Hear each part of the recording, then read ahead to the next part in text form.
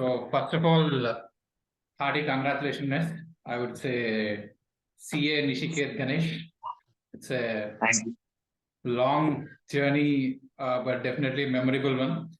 And I believe this is the first time we are seeing face to face after the results. So I was in some other state. You are also occupied. Yes, the long pending conversation. I was also eagerly looking forward to it. And in fact, I was going through the journey where it started. When I have this normal call after the results, I kind of go back to the original point where it started. So it's been a year, a very long journey full of ups and downs, but eventually we have made it. So how are you feeling about it? On that day, I really couldn't believe that I cleared it. And, my status from a student to a professional has changed.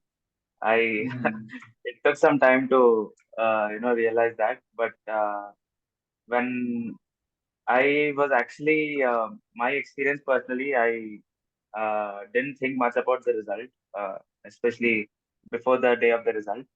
I was ready to accept whatever it was. But then on the day of result, from 6:30 a.m., I started refreshing the screen. And once it was released, I went directly to my dad. First, I showed it to him, then I showed it to my mom. They were happy, and then I slept peacefully for another half an hour. Then when I woke up, I, tried to, what do I call? I pinched myself to live the reality, actually, that I've changed from a student to a professional. So it was a unique experience, something which I'll definitely not forget. There are a lot of emotions. I mean, I was not like completely, excited, jumping with joy, and at the same time, I was not even sad. I was like, still trying to grasp that, yeah, I did it finally, pulled through the exam. So it was good. It was a unique feeling. Wonderful. I think I should officially rename you. Let me do it myself. Let me have the pleasure. Yes, CA Nishiketh. Done. Tada. Yes. So, in terms of the struggle, Nish, because you had a very happening career, you had your articleship in Deloitte, and you're reasonably smart, and you also have good connections, and you're also parallelly picking up the skill of stock market investing. So, were there any instances where you were thinking, should I even continue? Because once a couple of failure hits you, this is a common question which most of the students get, right?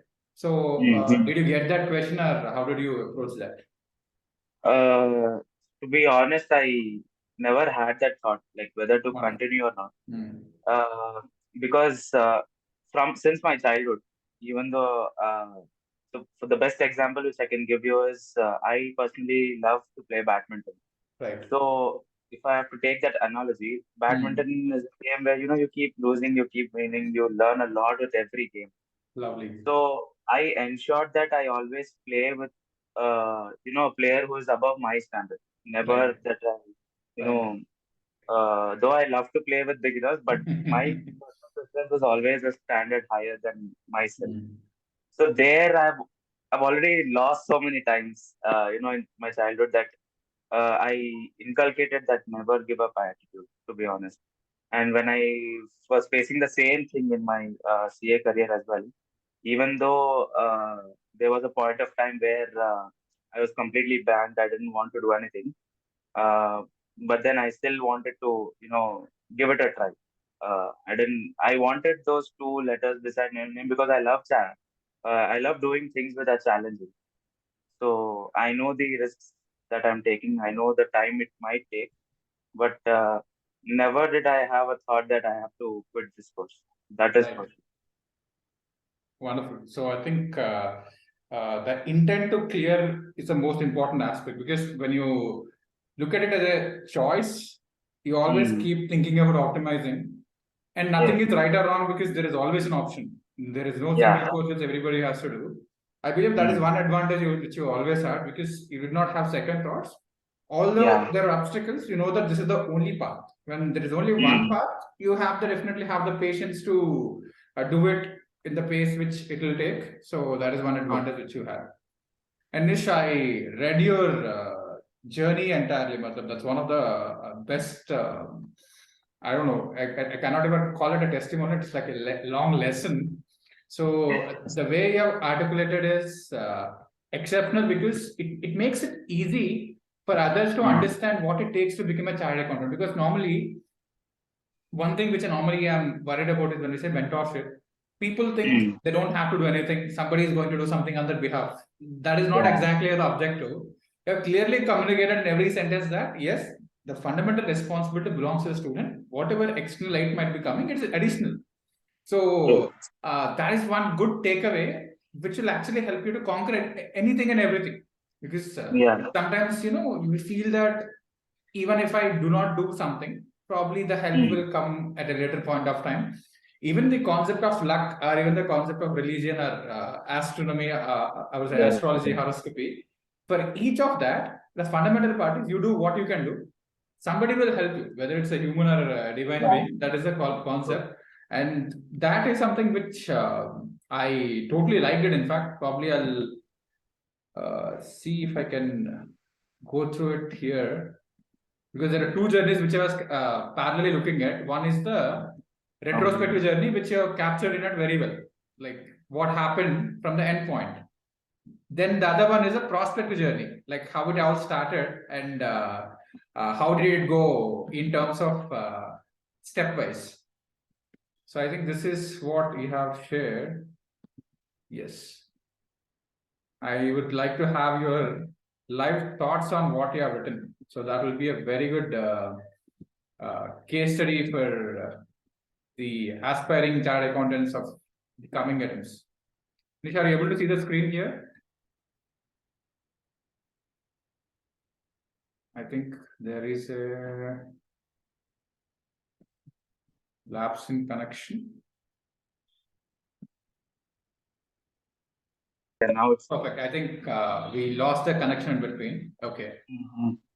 Perfect. So let me share the screen to you. Yes. I was looking into this.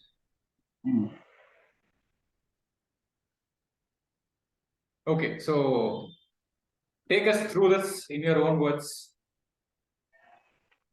Okay. Do you want me to read it out? I'll read it out. I want to understand the ideology behind how you wrote it. So this is more like an author explaining his own book. So testimonial normally goes to a couple of sentences. It's like it's like a mini book. So please take us through your artistic feelings.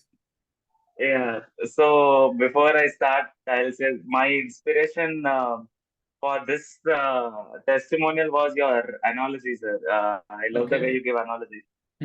So before I, sat down to write what I wanted to tell, since this was a long period of time I was associated with you, I thought the best way to describe will be a train journey. Right. Nice. In the journey of a train, you get to know, you meet new people, you face challenges sometimes. You have fun. You love the process. You love the journey as such. Right. So the first thing was that I wanted to, compare the train journey with what I've experienced. So I've mentioned certain things like, you will face obstacles like, exam. You'll develop self-confidence. You will introspect yourself whether you are at fault or what is the extra X factor that you need, in this process, and what is your role. So that was the analogy which I tried to bring in the first para. Then something I wanted the viewers to know what I have struggled as a student. Got it. I've given them a history of my the preparation, the failures that I've faced, the struggles that I've faced during my exam journey. That comes under the exam struggle. Right. Then I gave a glimpse of what I was looking for. As a student, what help I was looking for. The main problem for every student, who is at a similar stage like me, who's facing failures in this exam, will always have difficulty in finding out what is wrong with them, what is wrong with their work. Right. Everything seems fine till an external person is involved. You try to justify yourself that you are doing the right thing. You're sitting for long hours. You're studying. Your aim is only to clear the exam. But then only when you have an external person who is viewing your process, then only you can identify the problems. That is the same thing with audit. The companies, the clients, they prepare their financials, but only when an auditor views them with a different perspective will you be able to add value, to their business, their functionality as a whole. Right. Right. So that is what I wanted to tell the other students. So again, Wonderful. let's start with my journey planning the trip. So that is where I got introduced to you, to my dad, and his only view was that only when you have someone looking on your process, that extra help, the feeling that there's someone there for you, that will act as a motivator, uh, to put it in a way. Then I've given a glimpse about you, basically the engine man, how you drive the process as a whole.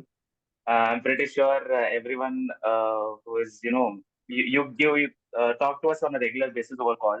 So everyone will get an idea with whom they are dealing with, basically. Um, that is about the engine man. Then I guess I've given, yeah, this is the main part which Yes. actually, Yes. uh, whichever student I've interacted, even in my group, Mm-hmm. I've tried to articulate it in a way, because only when student is accountable will he reap the benefits of the process. So Right. my main aim of putting it as travel requirements. This is, in a way, it is fun to read, and also each one can realize that this is their responsibility. Right. So here, my main takeaway from these 10 points will be obedience, willingness to surrender to the process, and it will be discipline and trust. So these are the core points, core factors which I personally, uh, ensure that I have it before I seek help from anyone. So it is only when I, as a student, if I'm accountable for my actions, will I be able to seek help, or uh, guide others in a way. So this is the main aspect I feel in my which I wanted to communicate whenever if I have to give a testimony. And then I've spoken about the barriers which I have faced. Right. Uh, and so the barriers, see, for every student here, generally, if they are doing something new, even for me personally, if I take up something new, you'll always have that excitement, the initial excitement. Right. We are doing something new, we have to give our best. But then it is very important to realize that you cannot sustain that feeling for over a long period of time. You Mm. have to encounter certain barriers in life. You have to learn from them, and that is what I have done in this process.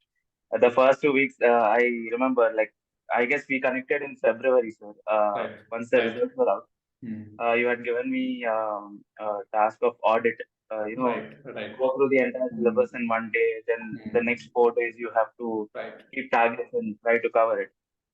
It was challenging and it was new, so I gave I would say 150%. I didn't True. want to disappoint uh, you, to be specific, and I wanted to prove myself that I can do it. So True. the initial Mm. excitement always stays, Mm. but then once you get into the process, it is important that you have a very strong mindset. You have Mm. that consistency. Mm. Uh, because there will be ups and downs, but you don't have to get dejected or disappointed because of them.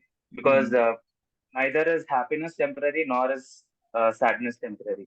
Mm. So it keeps going. So I wanted to stress on this also, that you'll have barriers, but then Right. it is important to stick to the process. True. Yeah, I guess, yeah, and the techniques for survival, obviously.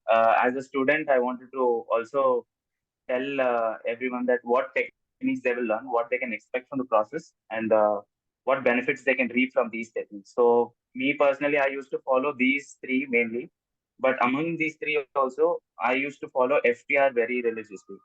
Um, Even if writing, sometimes I used to skip writing part, but FTR 5 time revisions is something I used to religiously follow, because I know that this was the problem which I couldn't identify in my previous attempts. Right, Nish. So this was the solution I was looking for, and this really helped me. I mean, especially for my group 1 exams, the last month was kind of low, but because I put in efforts for the previous 3 months using FTR, I was able to clear. So I would say these 3 techniques, I'm pretty sure 90% of the students who are under you would have reaped benefits from these 3 techniques, Right. majority. Right. So yeah, I wanted to give a glimpse of these 3 techniques as well, and definitely I loved your new initiative of co-passengers, basically other students in a group.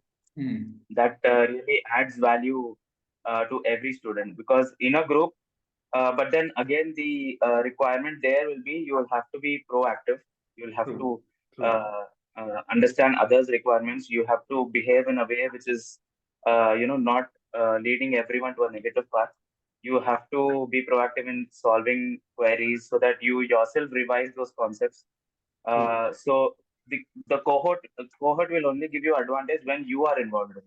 True. If you are very idle in the group, I don't think so it will add much value. So for me personally, because I was in a group, it also gives me a competitive mind. I think I was able to solve many Of course, yeah. students' queries. But even though I was preparing only for group 1, I also used to solve group 2 queries, because I know somewhere it will keep me involved. Somewhere my mind will keep working. I will not stay idle. So that was the aim which I had for myself, and it really helped me, sir. I got to know also. I made many connections. Some of them, I mean, once you posted on the group that I cleared, 5 of them literally called me to congratulate. So I built that connection during the preparation process itself. Right. So yeah, I really enjoyed this process in entirety. Right. And Nish, now looking into the whole reason why we are discussing this is the same concept which you mentioned is exactly what is required for you to grow. I would say grow your career 2x or 3x as compared to the normal route. So generally, what happens is the lessons which you learn, you don't carry them forward.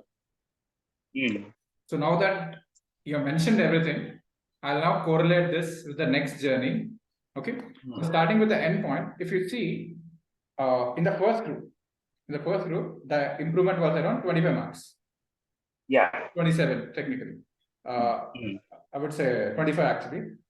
In the second group, it's almost 83 marks, right? Yeah.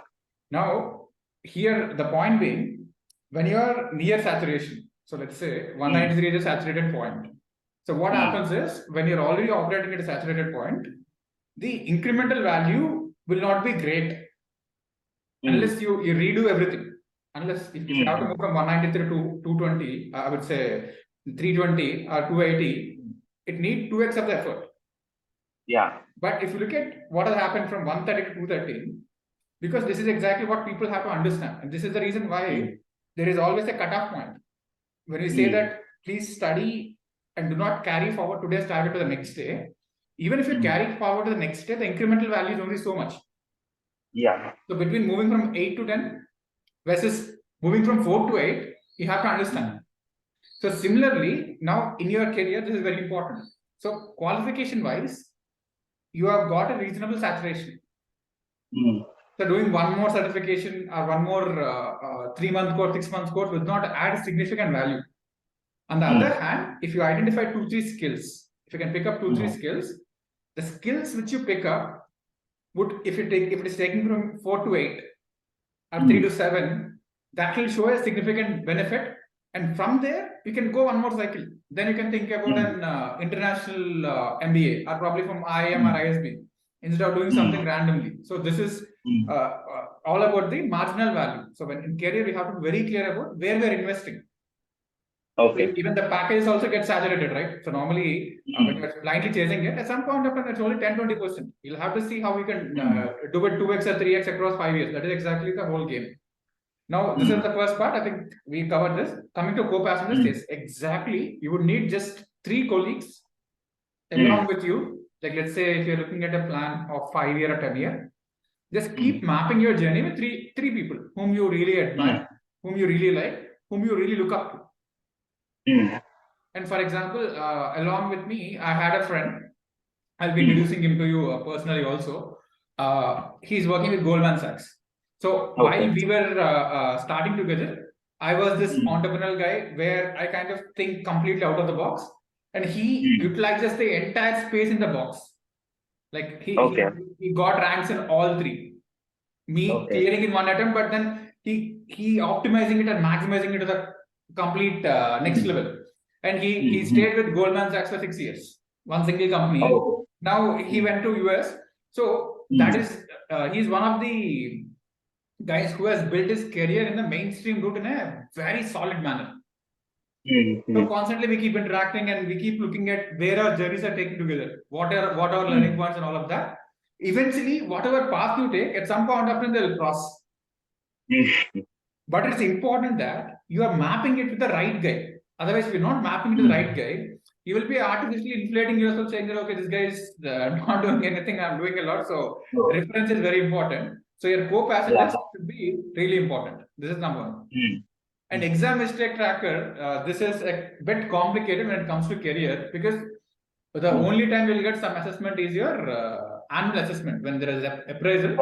So that is the only time where the appraisal happens. You also understand the dynamics. The reality of the appraisal is once again debatable. But you need to figure out a mechanism where somebody is giving you a critical review. Because for your own career skills, you don't have such chances, right? You definitely need somebody who is actually reviewing it on a timely basis. So what you can do is find someone who is reasonably interested in you, at the same time, who has the ability to point out your mistakes and who can say it to you without worrying about what happens. So this is exactly where the role of mentor come into picture. And for me, one of my favorite mentors is a dad, where especially for the grooming aspects, especially for the presentation, especially how the brand is getting built, I constantly go to him and get absolute critical feedback. I only take critical feedback, and we build that relation that way. And similarly, in terms of branding, I have a lot of people who are like operating at 10x, 20x, and my only request for them is, sir, please blast me. Just please help me figure out whatever are my mistakes. So that will come only when you're open to it. If you're reacting to somebody pointing out at you, it will become very complicated for you, because nobody will, people will stop saying what is going wrong, and then you won't get the reality or the essence of it. And in fact, this culture has to be maintained all across. Like you being open to reviews, you being open to feedback, you being open to criticality. At the same time, you need to find a balance, because a lot of people will keep pushing you for no reason. If that is the case, you're not being open. We are just being soft and foolish. The core will get destroyed. So you need to understand that you're open to critical feedback. I'm not talking about positive or negative. Critical need not be negative. Critical is something deep. If somebody is giving you deep feedback, most likely it will be right. If somebody is going through that, whether it's positive or negative, that's a different point. So that is exactly what it is. So whenever you're opening yourself, and even in the batch also, if you see, there are some aspects which we keep asking students, how can we improve? How can we improve? How can we improve? There are some aspects which we clearly know that they have to do that. It is the student who has to level up instead of trying to reduce the standard or quality of the test or assessment. Correct. So you also have to understand the balance between where you have to consciously level up, where you have to ignore something, and where you have to be open. So this is the exam mistake tracker. And FTR, this is magical. Yesterday, Sri was there. In fact, he was addressing one of the sessions. He's still saying he's preparing for some, he's reading out some RBI guidelines. He's still using FTR. So he's just adopted it as a way of life. Same with FBS. Like, unless you have FBS incorporated, FTR would become a bit difficult for you to adopt it. So this is how it is. So this technique for survival is fundamental in anything you do. And this focus block slot, sometimes, let's say, if you're coding, it might go to 3 hours. If you're doing something superficial, even if you're having 20 minutes, but you should always have a starting point, ending point that has to be there. So this you can continue using them. Now coming to the barriers, this is very important. You have mentioned it very well, the entire concept. Number one, you're clearly mentioning journey is meant to have ups and downs. Otherwise, it's not a journey. Yeah. Right? True. So your underlying point is you need to have them. So when an obstacle comes, you should not get surprised. You should shake hands. Okay, I was expecting this. So in fact, when you're going for the examination, when people are going through 4 papers, we always say there will be one bouncer. You wait for it. If it is coming in the first exam itself, thank your stars, because next 3 you can write a bit safely, because that is going to come. Every exam, people get surprised because you're not mature enough. That is exactly how the nature. I want to shake you and see if you can still hold. And the paper is not difficult. It is unexpected. It is a bit uncertain. So you have to accept it the way it is. So in journey also, no matter how well you plan it, how well you game it, how well you're clear, there is always something which comes beyond your expectation, beyond anticipation. You can only anticipate that. You cannot anticipate it. Like change is the only constant. That is exactly what you have to do. So the next journey which you're traveling. So if you're making, let's say you're looking at a journey of 3 years, or otherwise you're making a journey of 5 years, whatever you can map some timeline. And once you map the timeline, be okay with all challenges. Whatever is coming, just mentally be prepared at once and keep accepting what as and when they come. So that is one important aspect which you can look at.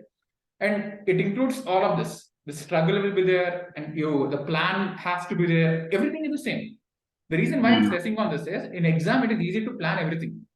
In career, there are no hard deadlines. Nobody would ask you in November, would you reach this? So there is no May, November in career. So it just goes endlessly. So it is important that we have our own milestones.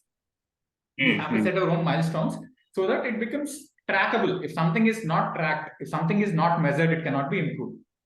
So these are all career metrics which we have to add. And I'll take you through a very deep and detailed journey at some point of time. But I'm just giving an overview of how we should start looking at things. Okay. And talking about the engine man, like if I look at it, this is not about me. This is exactly the concept. Him is like human intelligence master. And in fact, when I created an album called Him in Facebook, Him Human Intelligence Master. So when I get to meet your dad, when I meet any of my mentors, I'll place all of them in that album, because I believe this person is like him. Like this is an ideal. In sociology, we call it a reference or an ideal type. I should become like this. And if you look at it, all the 3 or 4 favorite persons which you might be interacting, they'll have the same qualities. They have the same characteristics. So now, number one, most of them have an early morning routine. 90% of them have an early morning routine. They're extremely fit. They put in a lot of time for a physical fitness, mental fitness, and they're always dressed up. Like whether it's formal or whatever it is, whatever style they have, they're always dressed up for the occasion. Like there is some level of energy, and they're absolutely open to help others. Like they have that DNA in them, where if somebody is approaching them, they'll definitely do something about it, solve it. So these are the reasons, and this part is very important. Like there are multiple ways of being or conducting yourself, but the smartest way is to stay honest, because you don't have to remember what you're saying. If you're not honest, you'll have to remember all the flags, and it's a lot of maintenance. Honesty is like, even if you remove the morality layer around it, honesty is the best policy. Like if you think about it, why is it the best policy? Because it's the easiest, it's the simplest.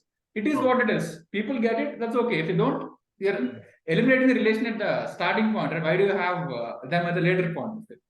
So this works in career also. In office, a diplomatic layer has to be added. That's it. It's not about what you are saying, when you are saying it, how you are saying it, to whom you are saying it. So publicly you should praise people, private you should criticize them. And when there is a team where there are a lot of mistakes, then you can probably use one person who is close enough to you, who understands the nature of the situation. You can use him as an example, and then make sure others are also falling into it. So these are many things which you have to open about it. So honesty has to be the integral. We can call it integrity. Like integrity is a far better word when it comes to career, because internally you believe that is the right thing to do. Sometimes even if you're holding the truth to protect your employees from some unnecessary shock, still you're integral to your reason.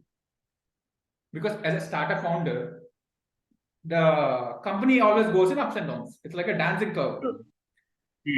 The founder is matured enough and courageous enough to handle all the ups and downs.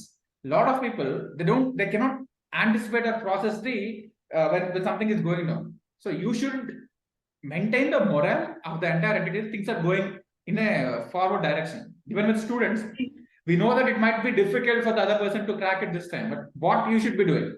The point is, you should create that pathway that there is a chance, there is a possibility, but these are the potential issues, and this is exactly how you can overcome them. When you do that, obviously people won't mind your honesty. Otherwise, honesty will be a very costly maintenance. It's not easy to stay there. So that is about it. And travel requirement, you have to be very clear when it comes to career. I'll give you a travel kit. Number one is qualification. Qualification you already have. Second is skills. Qualification, skills, and network. Qualification, skills, and network. And network will start only when you have an intrapersonal understanding. Like only when you have this intrapersonal understanding, then the quality will move to interpersonal. If you are not having a good self-relation, there is no way that you can have a good relation with somebody else. You'll get into toxic relations, temporary relations where you're using each other to boost up your artificial confidence or whatever, but it won't stay long and it is not meaningful and is not sustainable. So when I'm talking about networking, it is important that you pay enough attention to keep building yourself. So this is a journey which you almost nailed it. You almost know it. It's just that you have to apply the same principles when you're going to the next level. Right. So now I think we looked into what has happened. We tried to map it into what can happen. At this junction, I want to know what are the three things which are running in your mind. We are going forward to build your career, right? Let's say if we are thinking about what should happen next. So what are the three things which are currently running in your mind? So the first thing which I felt was I require some amount of work experience. Like there has been some gap from my preparation phase. So I think I had this in my back of mind that I have to work now, get in the game before I reach the ultimate goal. The second thing that I had was what new skills I have to learn so that I can be marketable. Of course, related to my ultimate goal. And then the third one was the place I have to work, whether, which environment will suit me for my career growth or for my networking precisely. So these three things were constantly, I was thinking about them. So for the past week, I was thinking about these three things. Fair. Okay, let's do a quick analysis in terms of how we can get there.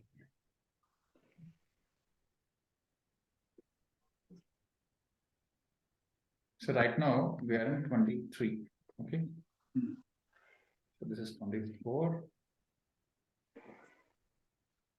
This is 25. 1, 2, 3. Yeah, this is where you can add. So let's reverse engineer it. Number one, in terms of work X. Okay. In the next 3 years, like you have 3 calendar years, for example. When you have 3 calendar years, in terms of work experience, where would you like to invest your 3 years? Let's say this question when it came to you after +2, you decided to invest 3 to 4 years in chartered accountancy. Although there were questions, there are doubts, but then overall, it made sense to invest that at least 4 years into this. Sometimes it takes longer. That's okay.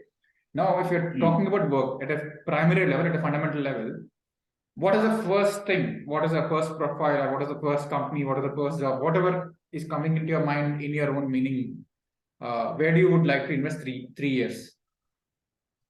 Okay, so 3 years, I would say if I have to get back to the game of, properly working like a professional, I would say the first thing which strikes my mind is definitely working as a audit professional only. Even though I have other, my main aim is to end up in finance career. Uh, Right. but still, if I have to be there, I have to parallelly develop the required skills for that career path. So, because my first preference is work experience, I would say first, if I spend around 2 to 3 years in audit, parallelly, I can develop the skills required for the ultimate career in which I want to work in.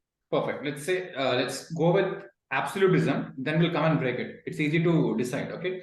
Let's say 3 years you decide to spend an audit, and I'm believing it's stat audit, right? That's what you had your. Yeah, Okay. exactly. Yeah. Now, when you're talking about stat audit, what is that company which would attract you to spend 3 years? What is that? So my articleship was in Deloitte, sir. So I know the work culture, the learning objectives they have, the growth they offer. So I feel the company where I'll be suited to work would be Deloitte first preference for sure. So Yeah. this is a base plan. Let's say if nothing is clear, this is where we are falling back onto in the base plan. And I guess you can start as a deputy manager, right now. Yeah. With your articleship, Deloitte has an advantage. Okay, this is one advantage which is there. Now, in terms of skills, okay, in terms of skill, what is that one skill which you should be known for? I'll give an example. When I started after resigning from EY, the first skill I wanted to be known as a problem solver. So somebody has to think of him. The first thing they should think about is problem solve. Whatever problem it is, if we have him with me, if I have him with us, he will be able to solve the problem or probably create a path. So this is number one. The second thing which I thought about is I should be damn good at decision making, especially at top level decisions where I should play. I should have a decision matrix in my mind. I kind of break it down. So problem solving, decision making, and the third one is skill building. If somebody wants to build a particular skill, I am like a skill hacker. I will help them build the skill in the fastest point of time. And the mentorship, these are the three things which I consciously do. Like let's say somebody is not able to revise, we'll be helping them to revise faster, or retain better, or read deeper, concentrate better. So every skill which can be improved, we are focusing on that. So for me, these are the three things. Once I decide the broader skill, then I choose, okay, let's start with mentorship first. Then let's move into life coaching. Then let's move into corporate consulting. So this is exactly how the game gets bigger. Then I want to build a software of humans. That's the ultimate goal. So now, according to you, if somebody has, if I have to call you, let's say after in 2025, what should be the reason why I should call you? Okay, so then it would be for me primarily. I want to develop managerial skills, be it team management or time management, because this was the one thing which I was lacking both as a student as well as an article. So this I feel now if I work on it, it will really give me the additional factor if I have to make myself marketable. This is one thing which I'm looking for, managerial skills. So, yeah, go ahead, please. Yeah, the second will be technical skills, basically to easily adapt to the new changing technology, because now technology will be there in each and every company. So whatever the company wants an employee to adapt to from a technology perspective, I should be easily able to adapt to that. These are the two things currently which are going in my mind. Nish, one thing, see, you need to be far more precise and specific. I'll tell you why. When you're talking about managerial skill, now when you're joining as a deputy manager, you definitely have to manage it. It's an fundamental quality which is definitely required. Or alternatively, let's say if you talk, there are a lot of techies who always look at becoming a team lead. It's like 20% tech and 80% management. They're heavily focused on becoming a team lead so that they want to manage a team. That is a super skill in a way. So if that is a requirement, then the path is a bit different. Then the way everything gets structured, because it would be once again 30% auditing and 70% management. If the core skill is managing people, because companies would like managers who need not have any technical knowledge. That is number one. Second, if you're talking about technology, here also, if you want to be known as a tech guy, tech savvy guy, probably should pick up something like SAP, and then you build an expertise into it. The other way around, you definitely have to work on a tech environment. Like, for example, if somebody is using Zoom, they should know all of this basic tech, whatever platform they're using. So that is not a desirable point to get there, because this is fundamental. Both the things which you mentioned. So you have to look at it. Is it a relative thing which you're looking at, or do you want to go to the absolute? One absolute is probably becoming a team lead, and for that an MBA topic would really help. Or the second tech side, let's say you want to get into core tech, like take a transition to fintech, then you can talk about it. Otherwise, these are all good to have. What you are saying are good to have skills, which everybody would like to have. You think about what is that must have skill which you want to get recognized. For example, when you're doing CA, when we also do CWA or CS or any other course along with this, the idea is okay. We are just stacking up along with this, but fundamentally want to be recognized as accountant, or somebody the other way around. Somebody might want to recognize their company secretary or cost accountant. It's up to them. So here also there are other skills which you're talking about, but what is that core skill which you want to get recognized as?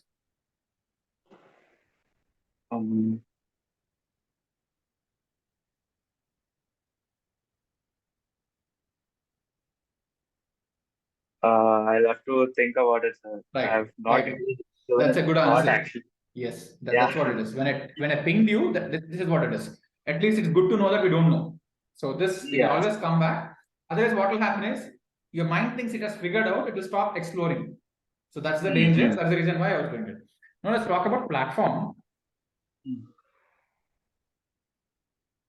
Now, in terms of network, let's say you need to have 3 contacts. Let's say in 3 years, you have to build 3 contacts. Now, what are those 3 contacts which you would like to build?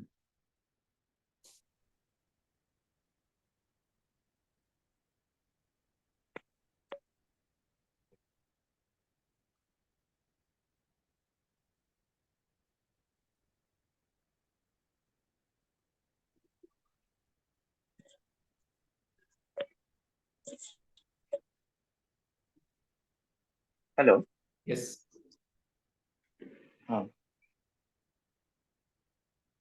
So network, I'll once again, am I audible, Nish?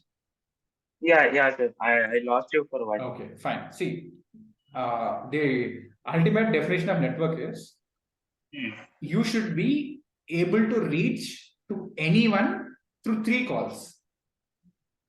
Okay. For example, if I want to reach Deloitte chairman, for example, if our connect is very deep, I'll call you. You'll call your dad. Your dad might call the chairman. That's it, right? Three calls. Let's say I want to reach Prime Minister's office. Now I have one more mentor, or very closely associated with me. He's a current member of parliament. I'll call him. Okay. He'll call somebody in the PMO, or probably it could be second call also, because sitting member in parliament has direct access. Then probably it will go to PM. But I'm just giving you an example. Let's say I want to reach the Hyderabad commissioner. Now I just have to find someone who is an IAS or IPS who has 10 years of experience. Now I'll call them. They'll call their batchmate in Hyderabad. They'll call them. So this is exactly how the power of networking works eventually. Now it depends on where do you want to get connected. So let's say even if you want to operate in the NGO line, you should be able to reach Bill Melinda Foundation. So that is probably should be if you're interested in the banking sector, you should be able to reach somebody in RBI or probably the World Bank. So the direction is different, but you should be able to reach the highest level within 3 calls. At least reach. It's not that the work will get done. So that is the ultimate definition network. Otherwise, having 5,000 Facebook friends and having 5 accounts, it's not going to take you anywhere, right? So if you have to build a network, whom would you like to have as the top 3 connects in your network? Let's say you have to have 3 connects. What are the 3 connects which you should have? Okay. Like in respective fields or Anything. Let's say in your contact book, who should be your topmost 3 connects? Okay. Currently, who should be my top 3? Like in 3 years, in 2025, if somebody has to open your contact book, these are your top. This is my best connect. As I said, my best connect. I'll tell you mine here. I wanted access to the highest level in ICA. So as you know, I have decent access to some of the central council members and even somebody higher. So the ICA, I have very good access. At least I can communicate something. It's not about getting work done. At least you can communicate. I wanted access in the consulting group, ideally McKinsey, BCG, or at least the Big Four, like something in the consulting industry. I have access to the top level guys in almost 6 out of 10 top 10 consulting firms. So this is built over a period of time. The next thing is I wanted to have decent access in the parliament. Now I have access to assembly at the state level. I have access to parliament. Again, access in the sense, it's not that we get our work done just like that. It's just that you have somebody to listen to you when you need something or when you want to offer something for the nation or whatever it is. However, see, a lot of people would like to contribute to the country or the profession, but at least you should have the opportunity to contribute, right? For you to contribute, for you to that is exactly how it works.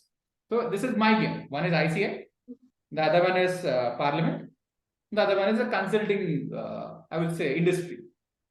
And for me, it took me 5 years to get to the top level, 3 years to get to a reasonable level. So this is the game one. Now I have something else. Now I want to have an international organization. This is one connect, and the next 3 years I have something else on mind. So similarly, by 2025, what are the top? Who should be the top 3 connects in your contact book? Okay.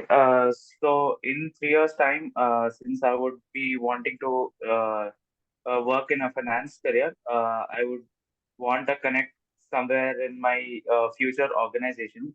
One of any of my friends, if they are working there, that one, or any of my seniors who have worked previously, who are now in that field. So I would want that one connect So to get me across. you should think about a CFO connect, or if you're talking about a Big Four, you should have a partner, a CFO connect, who is reasonably close, who should reply to your message. Got it? So you should if you're talking about MNC, again, having a friend is not a connect. You already have them.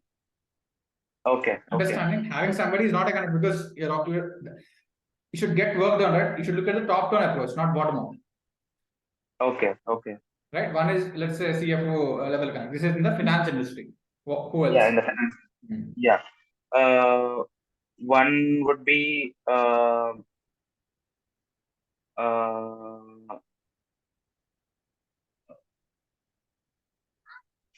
if I have to get anything done within India, I'll have to have one connect in the with any of the top government official, basically an IPS officer or mostly IRS officer. That is one thing, and one will be in. I can only think of 2 connects for now. Okay, fair enough. That's totally fine. So one you need in the government, right? One in the private sector, one in the government. Decent. So when you think like this, when you think who should be your friend or who should be your connect, the place matters, right? Like your KGF, powerful people come from powerful places. Like, you have to get there. So you have to get to the access point, and that is exactly how I have decided, because package decisions are not the only one. For example, I'll give an example. Doctors, let's say my wife is a doctor and I have a lot of colleagues who are doctors. If they have to work in a very, very premium city in a premium hospital, their salary would be X. They'll only get paid X. The same guy is willing to work in a 2-tier city or a 3-tier city, they'll pay 3X. In terms of salary, because nobody is available, and then you can make a lot of money because the surrounding areas will flock there. In city, there is a lot of competition. So now, but then, do you want to work with the likes of Apollo, Yashoda? Do you want to build connects over there, or would you be happy not having any connections and staying somewhere? And even for that guy, think over a long term, he might get a parallel connection. But you building it consciously and you leaving it to chance is something different, right? So wherever you are, whatever industry you belong to, the top 3% will have access to the top 3% of all connects. Like Virat Kohli can access anyone. And if parliamentary want to have lunch with Virat, he can have, right? The top connects will always have it. That is anyways there. But now we are building, you should consciously think about a few connects so that it will actually help you out. Okay. Clear? Yeah, yes. So I just wanted to open up your thoughts about it. Next time when you're coming in, next when we discuss this, I want something far more specific. Like the default option is audit. I need an improved plan. Let's say 2 years I'll work with Deloitte, 1 year I'll work with this company. So for far more fine-tuning skills, you need to understand the range of skills. There are hard skills, there are soft skills. So because I'm a soft skill guy, I always want to be known for soft skills. Now there are a lot of people who want to focus on something like Power BI or Excel or SAP. A lot of people want to be recognized with a core hard skill. So you decide like what is the level, what is the depth, which is far more important. So you can think about a technical skill, or you can think about a non-technical, or even management is also a skill. Like that itself can also be considered. But I want to rethink about it. In terms of platform or path, you think about it cool, aram say, like who should be the what this defines the environment which you want to work with. Now, right now, my next thought would be I want to get connected into the academic world, like dean of popular universities, because somehow I wanted to get an entry point to Harvard in the next 3 to 5 years. So I want an academic route. The second thing is I literally want to grow this into a full-fledged startup. So I want an entry point in the VC world. So this is exactly how I'm thinking now, which was not relevant like 3 to 5 years ago. At that point of time, this was the first step. This is what I'm thinking. So similarly, according to your game for the next 3 years, what is the entry point which you would like to have is what you have to think. Okay. Are we clear with this? Yes, sir. Yes, sir. Perfect. And finally, I'll share something. And while you got started with, I would say, super student, we had this 5-step framework. This is what you have to do. This is what you have to do. Mindset, routine. That will take you to clear the exam. Now, this will take you to the next part where you'll understand what else has to be added, because I'm trying to give you syllabus to improve yourself in life, which is not available. So this exactly captures like, this is the first thing.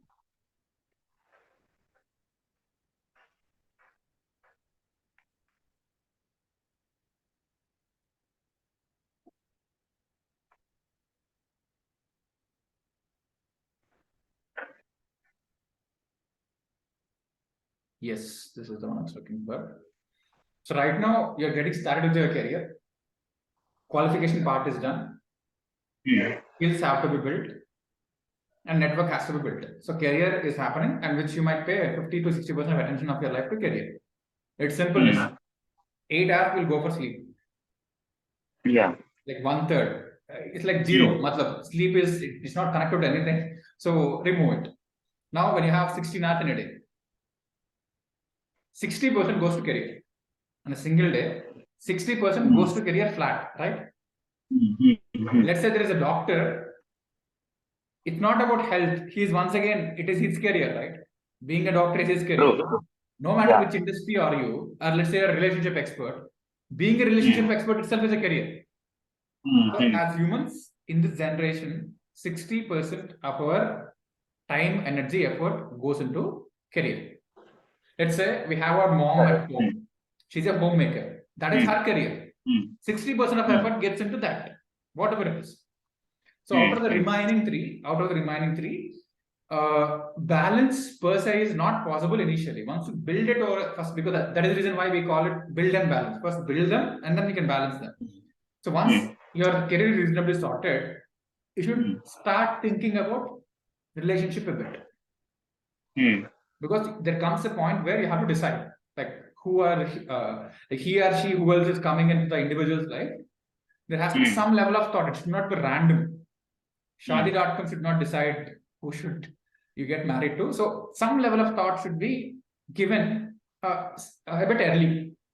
Because more than you having 50 lakhs in your bank account, having a stable life partner will give you a lot of luxury and comfort, and you have to think about it reasonably.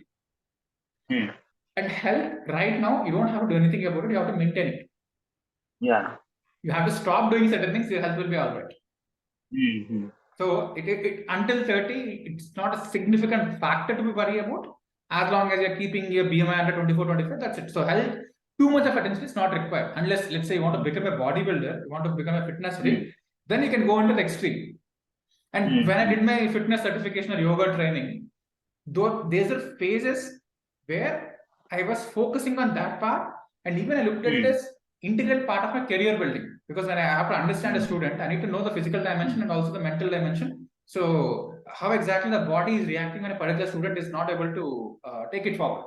So that is also part of my career building. But having said that, you need to pay enough attention, otherwise you'll face some issues. Because health is there, you won't get any benefits in terms of your career. But if health is absent, everything collapses. Everything collapses. Yeah. So that's a very interesting way of looking at health. And talking about wealth, I would say, focus on long-term wealth, then liquidity until 30. Because what will happen is, if you're not clear about it, you'll end up doing penny wise and pound foolish decisions. You have to figure out a mechanism to become financially independent at some point of time. For financial independence, apart from income, there should be a capital gain. What is the possibility of a capital gain which you're building, which might save you 5 to 10 years of not working? Okay. So that is something which you have to consciously build. So you're building your regular income point, but what is that? For example, for a startup, it could be a fundraising event or going for IPO, or there are multiple ways. If somebody is consciously focusing, 5 to 10 years of effort will lead into something if it's successful. In terms of real estate project, you take a very long time to build a project. For 3 years, you get nothing. 4th year, you get for the next 5, 6 years, right? So you need to understand what is that long-term thing which you're building parallelly along with this, which has to be reasonably monetizable, apart from the liquidity game. 60% goes into career. I would like you to invest at least 20% into relationship, 10% into health and wealth. This is exactly how it goes until 30. And the whole part of why we are doing this is exactly how we want to build it. Like for all our students, the way you have Android for mobiles, the way you have Windows or Mac OS for laptops, you need a human software. It's nothing but an algorithm. Like when a command is given, it accepts. Let's say if I have to draw something here, so it is able to understand what I'm trying to say. It does not understand my language, but there is an algorithm which it's trying to understand. Similarly, sometimes your Angrezi doesn't work to internal instructions. You need to say something in a different manner so that you start listening to it. So that is exactly what we are constantly trying to build. But from your perspective, you also have to figure out a small application software for yourself. Let's say if you have to suddenly work for 10 days into 10 hours on something which is not very interesting, how do you do it? So this is exactly what I'm talking about, okay? And life, this is all about knowing that to live is a skill. The reason why I'm calling a skill is anything that can be improved is a skill. It's not a chance mechanism. If your happiness can be improved, being happy is also a skill. The moment you call it a skill, there is scope for improvement. The moment you call it a consequence, there is no scope for improvement. That is when we have to look at this. This is fine. The whole part is convert everything into a skill. So that is when you'll be able to take some steps forward. Then the higher level thesis sets into play. Because let's say, if you want to seek spirituality, I'm definitely sure this is not a skill. But having said that, it's until a particular process. Even Sadhguru gives you inner engineering, right? He has packaged spirituality in an online program. So technically, there has to be some steps which will take you from point A to point B. From there, it becomes a different part altogether. So that is something which you have to consciously explore. And the other thing is, so once you understand all this 4, you are the driver. The whole part is, these are all 4 wheels, but you need to know that you are the ultimate driver guy. So this is exactly how you have to break down. So although you're having health, wealth, and all of these aspects, if you're not driving the car properly, it will collapse at any point of time. So you have to keep investing into yourself. You have to learn things, in a continuous manner, in a very efficient manner. And these are the three skills which I said. These are fundamental for anyone. I'm building a startup out of this, but for you, for any individual, at least it will solve your life problems, or it will solve your family problems. That's it. This is exactly why you would need it. And phase one, we started career through this. And in terms of your career path, you need to know that right now you got a career entry. That's it. Nothing happened. Career did not start. You just got an entry ticket. It's a 30-year game. You invested 3 to 5 years to enter into a 30 to 50-year game. Right? So this is the starting point. A lot of people get relaxed. They think everything is done. No, this is just the entrance ticket. You fought. It's like getting a ticket for a tough match. Like when there is you have to put in 4 hours for watching a 3-hour match. So this is exactly what you have to understand. This is just the entry point, and you have to get there. And it is a conscious process which you have to continuously build. And this is, you are already become a super student, and I can vouch it for you, and I can even give you a certificate for that. And this concept is applicable for all. So for everything, you need to know the syllabus. If you have to improve your career game in the corporate, what is the syllabus? What is it you have to know? So this cycle will always keep happening. And mindset, which is required for a student, is different from which is required for a corporate guy. So this is exactly what you have to understand.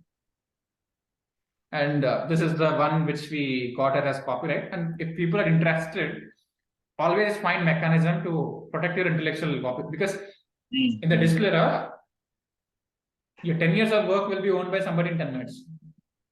So it is important that whenever you're working, even in office, it is something very important. Okay. And finally, this is something which, and this is the final conclusion. You reached your super student, clearing it in one attempt. This, I would say, one attempt or 1 year in that case. Ideally, if you're writing both one attempt, or if you're writing in one group, it's again one attempt that way. And then placement package with 10 lakh. And I'm sure this is also sorted for you. This is also there for us. Next year, this is what you're looking at. An all-round personality with a personal brand. You have enough elements.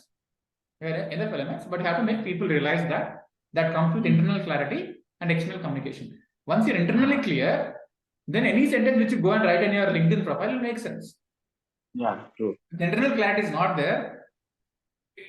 People cannot connect. People cannot identify. Okay, so these are 2 steps which you are focusing for the next 3 to 5 years. It will take that amount of time. So the way you have broken down everything in a systematic format, I want you to have the same patience and same enthusiasm and same interest to take this forward. Okay. So once you're ready with the gaps in the matrix, especially in the skills and the network part, and also I hope you have the book Beyond 2020. You have the I do have. So go through that once. It will give you further clarity on what are the range of careers, and you will be able to pick, because for each career we listed on what are the skills. Once you go through the skills, then you'll understand, okay, these are the range of skills. Out of this is probably what I want. Okay, done. Yeah. Yes, Nish. Anything else? No, sir. Just wanted to say thank you. Thank you for being there. That's totally fine. And I also have to thank you for implementing it, because great teachers are created by super students. Without a student, there is no teacher. So that is exactly what we believe. And you have given me opportunity to level up my own game. And we always want people who implement it. Otherwise, no blueprint makes sense. Government gives you the copyright, but then if students are not implementing it, what is the whole point? So I'm absolutely happy. And in fact, I feel a lot of joy whenever I work with you, and I look forward to our engagements, and that is purely because of your internal integrity and the gratitude which you have towards your own parents or whatever. It is highly valuable. People respect you. That's what I'm trying to tell you. People respect you. You just have to add a few skills, and you will become a natural leader. Yes, sir. And finally, when are you taking me to Antera? The other part this time. Yeah, I love to match both of your schedules, sir. And then this time I'm not touching the bill. That's the agreement. You are paying for both of us. Probably trade in the next 3 days. I don't know. So it's going to be a same place. 3rd seat we are adding. So that is your responsibility. Yes, sir. Done. And once again, hearty congratulations. So I'm really happy. Thank you, sir. Thank you. Thank you, sir. I'm happy that I was able to be a part of your 100 CS dream of November 2022. Yes. I'm I was also just happy. curious, sir. Like, were you able to achieve that 100 CS in November Yeah. 20? So while we are sending mails in the last 3 to 4 days, we are getting interesting mails. So because right now we are talking about the next attempt. So they're like, so because their intention is they want something linked to the career part. Okay. They want information about the career part. So they cannot say directly. So that's when we got around 20 mails which said, sir, we are Okay. already cleared. We cleared because of these 3 techniques. So the whole point is we did not focus on the capturing mechanism of number of CS, but already we were able to track at least 50. मतलब वो हमारा SUPER36 में we were already seeing 20 plus, and here we had another 20, so close to 50 are tracked.